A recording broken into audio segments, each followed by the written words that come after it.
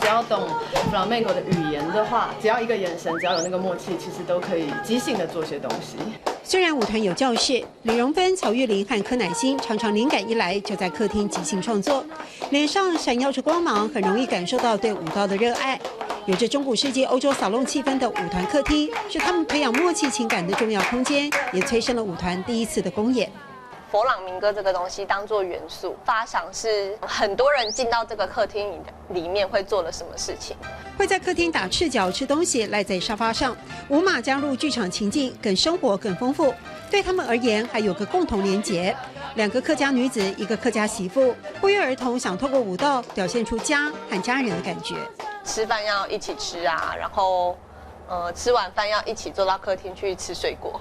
我自己的老公对武打都不懂，但他这一次他说他大概看得懂一点了，有一种唤起童年记忆的感觉。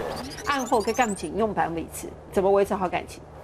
爱的不是眼嘎，爱的不是眼嘎，我们从不吵架。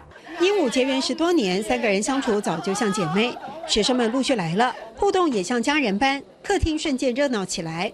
热情不一定用嘴巴说，用肢体表达。透过表演，透过教学去展现自己的热力，要不怕练，不放弃，历经苦练，才有镜头前的力与美。不同于一般佛朗明哥舞者，他们还想说更多故事。